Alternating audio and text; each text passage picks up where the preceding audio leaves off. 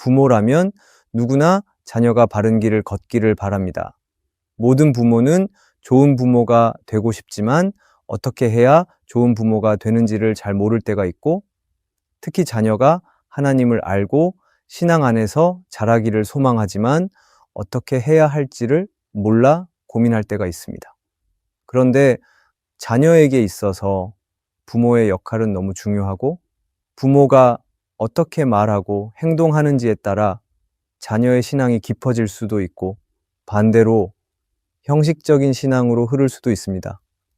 그럴 때 우리는 좋은 믿음의 부모의 기준을 살펴보려 합니다. 이 기준을 통하여 내가 좋은 부모인지를 돌아보았으면 좋겠고, 우리 모두가 하나님께서 기뻐하시는 부모가 되기를 바랍니다. 첫째, 믿음의 부모는 자녀를 위해 기도합니다. 자녀를 양육하는 일은 부모에게 주어진 가장 큰 사명 중 하나입니다. 하지만 부모의 능력만으로 자녀를 온전히 보호하고 인도하는 것은 불가능합니다. 우리는 자녀의 미래를 완벽하게 계획할 수도 없고, 자녀가 겪을 모든 문제를 미리 해결해 줄 수도 없기 때문입니다. 그렇기 때문에 믿음의 부모는 자녀를 양육할 때 가장 먼저 기도를 해야 합니다.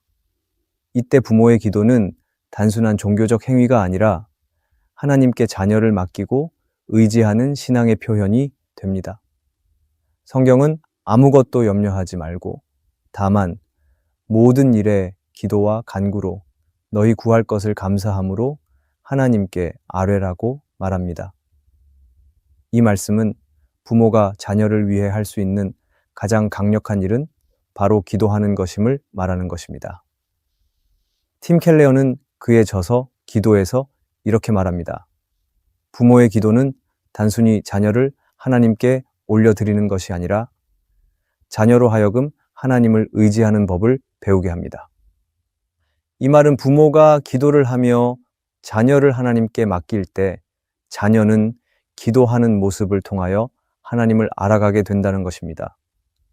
성경을 보면 한나는 자녀를 갖지 못하는 슬픈 상황에서 하나님께 간절히 기도하였습니다.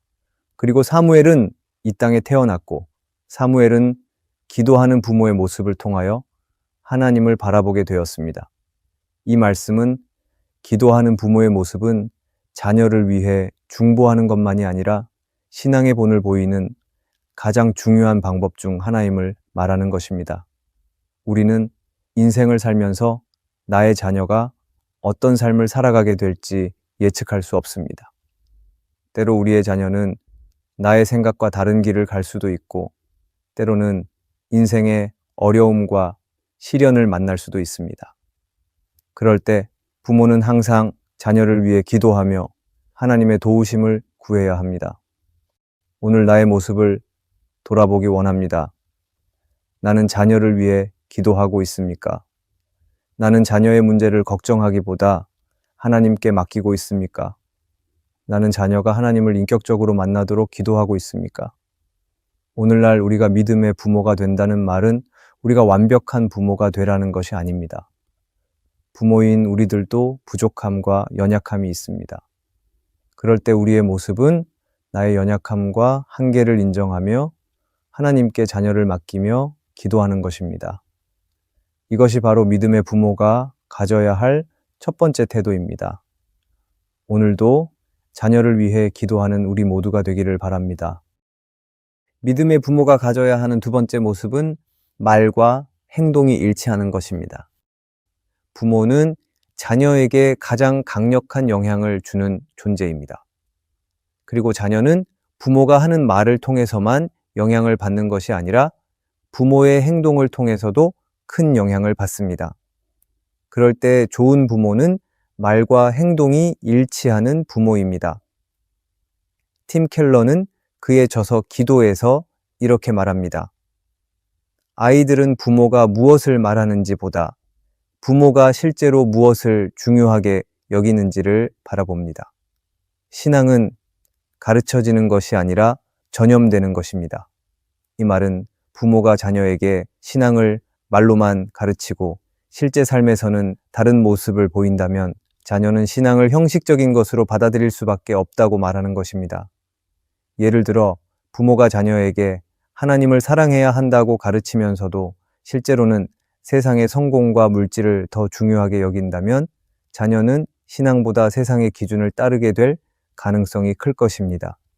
이뿐 아니라 부모가 자녀에게 정직해야 한다고 말하지만 부모가 쉽게 거짓말을 하거나 약속을 쉽게 어긴다면 자녀는 정직이 중요하다는 사실을 머리로는 알지만 실제 삶에서는 정직하지 않아도 된다고 생각하게 될 것입니다. 신명기 6장에서 하나님은 부모에게 이렇게 말씀하셨습니다. 오늘 내가 네게 명하는 이 말씀을 너는 마음에 새기고 네 자녀에게 부지런히 가르치며 집에 앉았을 때든지 길을 갈 때든지 누워 있을 때든지 일어날 때든지 이 말씀을 강론할 것이며 이 신명기의 말씀은 단순히 자녀에게 성경을 가르치라는 의미가 아닙니다. 이 말씀은 부모가 하나님의 말씀을 마음에 새기고 말씀을 삶에서 실천할 때 자녀는 자연스럽게 신앙을 배운다는 뜻입니다. 그렇다면 우리가 말과 행동이 일치하는 부모가 되려면 어떻게 해야 할까요? 먼저는 부모 자신이 먼저 신앙을 실천해야 합니다. 나의 자녀가 기도하는 습관을 갖길 원한다면 부모가 먼저 기도하는 모습을 보여야 합니다. 자녀가 예배를 소중히 여기길 원한다면 부모가 먼저 예배를 삶의 중심으로 삼아야 합니다. 그리고 부모는 자녀에게 솔직한 모습을 보일 필요가 있습니다. 때로는 부모도 실수하고 넘어질 수 있습니다. 그럴 때 자녀에게 자신의 연약함을 인정하고 하나님께 의지하는 모습을 보여준다면 자녀는 부모의 모습을 통하여 신앙이라는 것은 완벽을 향해 나아가는 것이 아니라 부족한 우리가 하나님과 함께 나아가는 과정이라는 것을 알게 됩니다. 그럴 때 자녀는 형식적이고 규율적인 신앙생활을 하는 것이 아닌 하나님을 의지하는 건강한 신앙을 가지게 될 것입니다. 오늘 우리는 나의 모습을 돌아보아야 합니다. 나는 자녀에게 어떤 믿음의 모습을 보이고 있습니까? 나는 자녀에게 말이 아닌 삶으로 살아가는 믿음을 보여주고 있습니까? 나의 말과 행동은 일치하고 있습니까?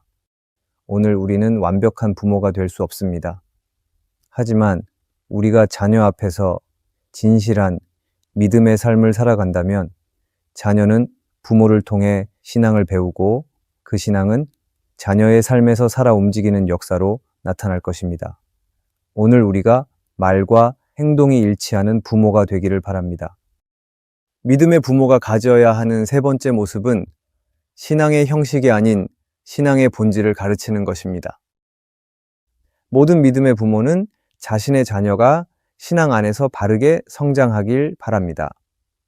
하지만 이때 중요한 것은 과연 신앙을 어떻게 가르칠 것인가입니다. 많은 부모는 자녀가 교회를 잘 다니고 성경을 읽고 기도하는 습관을 가지기를 원합니다. 물론 이런 신앙의 훈련을 하는 것은 중요합니다. 하지만 이때 우리가 기억해야 하는 것은 예배와 말씀과 기도는 중요하지만 이것은 신앙의 본질이 아니라 신앙의 일부라는 것입니다. 우리가 자녀에게 전해야 하는 것은 신앙은 습관과 규칙이 아니라 하나님과의 올바른 관계입니다. 팀 켈러는 그에 져서 기도에서 이렇게 말합니다. 기도는 단순한 의무가 아니라 하나님과의 대화이며 신앙은 행위가 아니라 하나님과의 친밀한 관계 속에서 자라나는 것입니다. 즉, 우리의 자녀가 가져야 하는 올바른 신앙은 종교적인 형식이 아니라 하나님과의 인격적인 관계인 것입니다. 그렇다면 부모는 자녀에게 어떻게 신앙의 본질을 가르칠 수 있을까요? 많은 부모가 자녀에게 예배 빠지면 안 돼, 성경 읽어야 해, 기도해야 해 라는 말을 많이 합니다. 하지만 자녀가 이것을 단순한 의무로만 받아들이게 되면 신앙은 부담스러운 일이 되고 말 것입니다. 그럴 때 부모가 자녀에게 기도를 해야 한다고 강조하기보다 자녀가 힘들 때 우리 하나님께 같이 이야기해 보자 라고 말하며 자연스럽게 기도하는 모습을 보이는 것은 어떨까요? 부모가 자녀에게 예배만을 강조하기보다는 부모가 자녀에게 오늘 예배에서 이런 은혜를 받았어 라고 말하며 나누는 것은 어떨까요? 어떤 부모는 자녀가 신앙생활을 잘하는지를 확인하기 위해 다음과 같은 질문을 합니다. 너 기도했니? 오늘은 성경 몇 장 읽었니? 오늘 예배에 집중했니? 어떤 말씀 들었니? 이러한 물음은 자녀의 신앙에 도움이 되고 신앙이 훈련되도록 만들지만 부모가 자녀의 신앙을 성적표처럼 만들어버리면 자녀의 신앙은 올바로 자라는 것이 아닌 부모의 기대를 충족시키기 위한 도구로 여기게 될 것입니다. 그리고 이러한 신앙은 부모님 앞에서는 거룩하고 신앙적인 모습을 보이지만 실제로는 하나님과의 관계가 깊어지지 않는 모습으로 나타나게 될 것입니다. 예수님 당시 바리새인들은 많은 종교적인 행위를 했지만 예수님께서는 그들에게 너희는 겉은 깨끗하나 속은 더럽다고 경고하셨습니다. 바리새인들은 율법을 철저히 지켰지만 하나님과의 관계보다는 종교적인 행위를 더 중요하게 여겼기 때문입니다. 그럴 때 부모는 자녀에게 신앙을 규칙으로만 가르치는 것이 아니라 부모의 삶을 통해 하나님을 경험할 수 있는 순간을 가지게 해주어야 합니다. 가정에 어려운 일이 있을 때 자녀에게 하나님께 맡기자고 말하며 부모가 기도하는 모습을 보인다면 자녀는 부모를 통해 올바른 신앙을 배울 것입니다. 가정에 기쁜 일이 있을 때 이건 하나님이 주신 선물이야 라고 말하며 감사하는 모습을 보여준다면 자녀는 부모를 통해 올바른 신앙을 배우게 될 것입니다. 부모가 누군가를 보며 하나님도 우리를 용서하셨으니 우리도 그를 용서하자라고 말한다면 자녀는 부모를 통해 올바른 신앙을 배우게 될 것입니다. 오늘 우리의 모습을 돌아봅시다. 나는 자녀에게 신앙을 단순한 의무가 아니라 하나님과의 관계로 가르치고 있습니까? 나는 자녀에게 교회에서만이 아니라 가정에서도 하나님을 경험하도록 인도하고 있습니까? 오늘 우리의 모습을 돌아봅시다.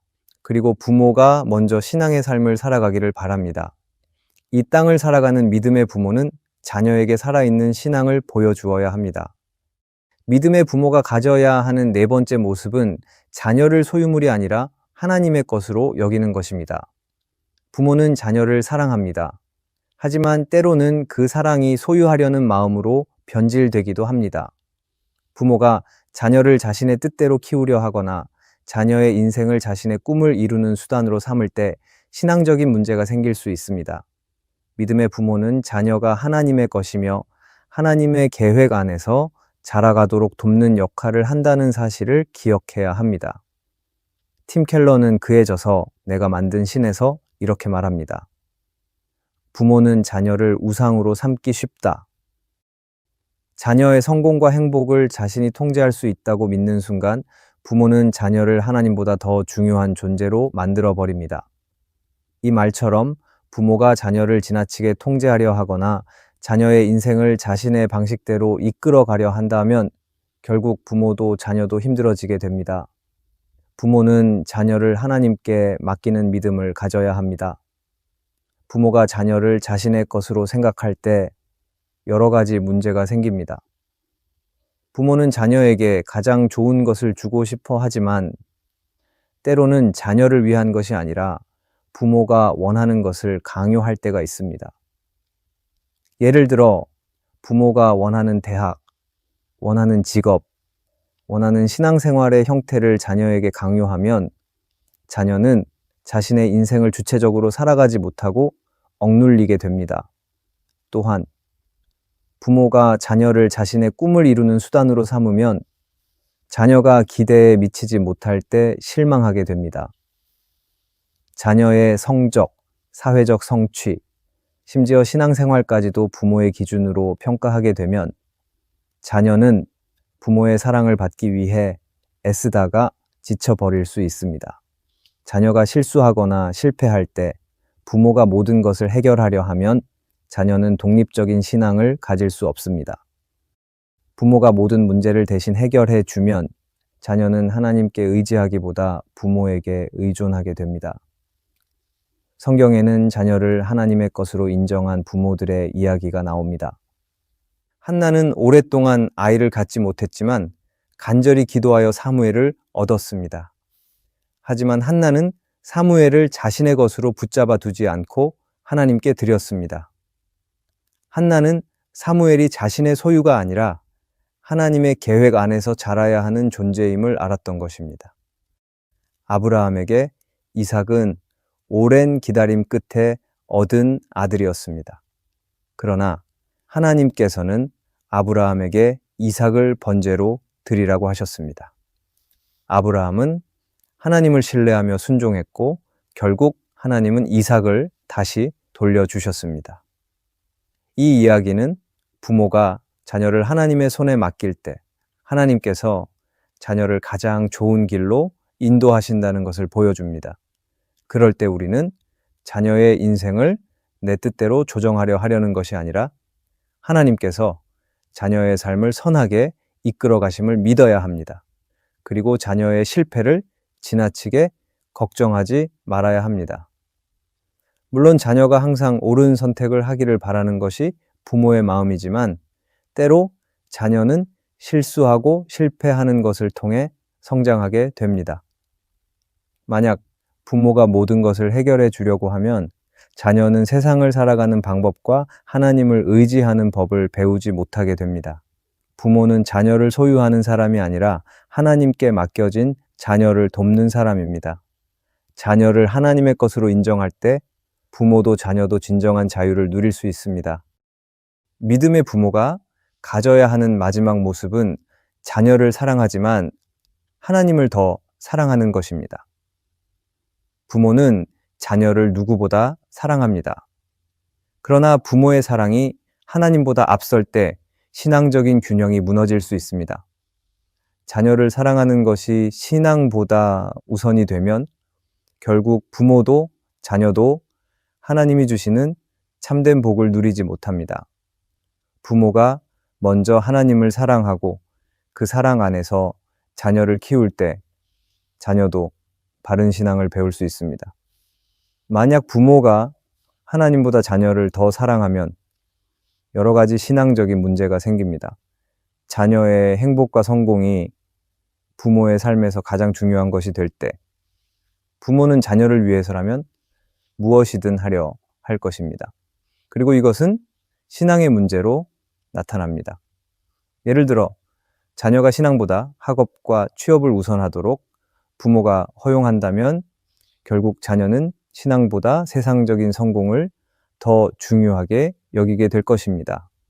그리고 자녀가 부모의 사랑과 기대를 만족시키지 못할 때 부모는 실망하고 낙심하게 됩니다. 부모가 자녀에게 너무 의존하면 자녀의 작은 변화에도 불안해하고 지나치게 간섭하려 할 수 있는 것입니다. 어떤 부모는 자녀의 결정을 대신 내리며 자녀가 부모의 기대에서 벗어나는 것을 걱정합니다.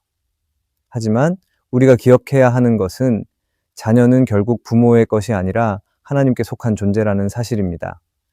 만약 부모가 하나님보다 자녀를 더 사랑하면 부모와 자녀 모두의 신앙적인 기준이 흔들리게 될 것입니다. 그럴 때 믿음의 부모가 가져야 할 태도는 다음과 같습니다. 먼저 자녀에게 신앙의 우선순위를 가르쳐야 합니다. 자녀가 예배를 우선하도록 지도하고 자녀가 하나님을 사랑하는 모습을 부모를 통해 배울 수 있도록 해야 합니다. 자녀의 행복과 성공이 하나님보다 더 중요해지지 않도록 경계하고 자녀의 미래를 걱정하기보다 하나님께 맡기고 기도해야 합니다. 부모가 먼저 신앙의 본을 보여야 합니다. 부모가 먼저 하나님을 사랑하는 모습을 보여주고 하나님을 신뢰하는 부모의 태도가 자녀에게 가장 큰 신앙 교육이 됩니다. 그럴 때 우리의 모습을 돌아봅시다. 나는 자녀보다 하나님을 더 사랑하고 있습니까? 혹시 나는 자녀의 성공과 행복을 하나님보다 더 중요하게 여기고 있습니까? 혹시 자녀의 신앙보다 공부나 사회적 성공을 더 우선하게 하고 있습니까? 물론 부모는 자녀를 사랑해야 합니다. 하지만 부모는 자녀보다 하나님을 더 사랑해야 합니다. 그래야 자녀는 올바른 신앙을 가지게 될 것이고, 하나님은 부모의 믿음을 통해 자녀의 삶을 가장 선한 길로 인도하실 것입니다. 이 땅을 살아가는 모든 부모는 믿음의 부모가 되기를 바랍니다. 하지만 자녀는 우리의 뜻대로 되지 않습니다. 그럴 때 우리는 자녀가 아닌 하나님을 먼저 사랑해야 하고 그 하나님께 자녀의 인생을 맡겨야 합니다. 우리가 하나님을 사랑하는 부모가 될 때 하나님께서는 우리의 자녀를 가장 선한 길로 인도하실 것입니다. 자녀를 책임지시는 분은 우리가 아니라 하나님이라는 사실을 기억하며 오늘도 하나님을 신뢰하는 믿음의 부모가 되기를 바랍니다. 그럴 때 하나님은 우리의 가정을 붙드시고 자녀의 삶을 인도하실 것입니다. 오늘의 말씀이 은혜가 되셨다면 댓글에 아멘이라고 적어주시면 감사하겠습니다. 여러분들이 남겨주시는 댓글은 정말 큰 힘이 됩니다. 그리고 여러분들이 눌러주시는 좋아요와 구독도 큰 힘이 됩니다. 오늘도 함께 해주셔서 감사합니다.